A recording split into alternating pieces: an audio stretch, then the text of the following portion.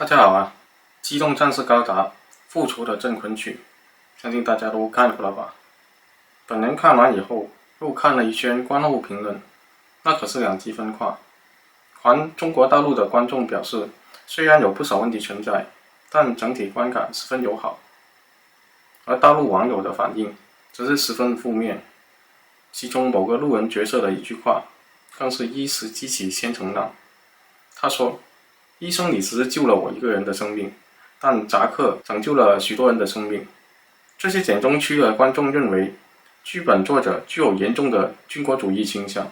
更离谱的是，他们纷纷提出要加入提坦斯，以暴制暴，屠杀吉翁。种种迹象又让我想起当年巨人第139话，简中喷子们支配网络的恐惧。本人事先声明，我认为任何战争都是非人道战争，战争本身就应该被谴责。然而，全世界观众基本能够接受 UC 世界观中吉翁的定位。作为一个模仿轴心国的虚拟政治机构，它里面的角色在没有上帝视角的前提下，说出一些违背人性的言论，难道不是很正常的吗？要知道吉翁的定位一直是反派，那为何要上升到批判作者的高度？更何况身为一个士兵，他的角色赋予他的职责必然是完成上级的命令，而非维护正义。作者通过角色说出这样的一句话，并不等同于他支持角色的想法，而是他希望能够通过角色更好地反映真实世界的现状。如果连这种表达方式都无法理解，甚至因此对整个作品表示反感，那么首先我想质疑这些观众的理解能力水平，也就是他们的中文基础教育是否出现了很大的问题。我又仔细思考了一下，觉得这还可能不只是中文教育的问题，更是社会规范的问题。这些观众普遍缺乏同理心，如果一个人缺乏同理心倒也罢了，但没想到是这么多观众同时缺乏同理心，那必然就是公民教育的问题了。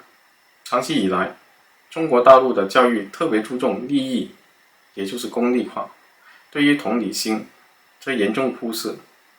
某一位外国人的一句“国与国之间没有永远的朋友，也没有永远的敌人，只有永远的利益”，被当成是经典金句，长期挂在简中人的嘴边。而日本啊、以色列啊之类的政权，尤其是日本，都有一个共同的特点，那就是相比其他曾侵略过中国的政体，他们都与中国领土并不相连，并不存在统战的压力。因此作为发泄的靶子，可谓是门当户对。所以中国人对日本是恨之入骨，甚至希望是和平日本，活抓所有日本女人来当自己的老婆。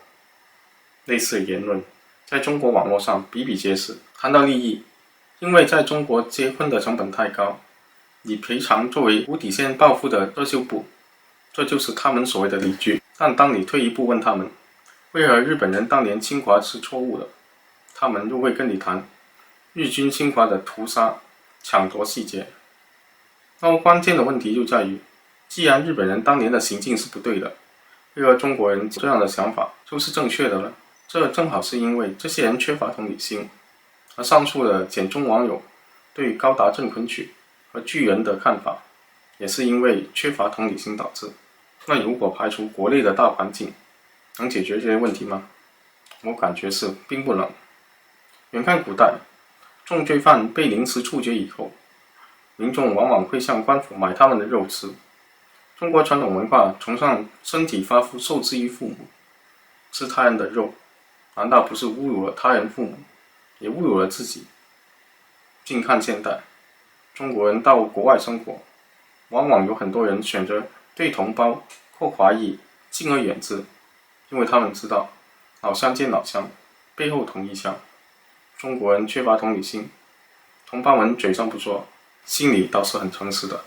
说一千道一万，本人希望本节目的观众们在认清中国人本质的同时，自己考虑任何问题的时候都能带点同理心。大环境如此，我们改变不了，但请先做好自己。喜欢本视频的朋友请点赞订阅，开启小铃铛，谢谢大家。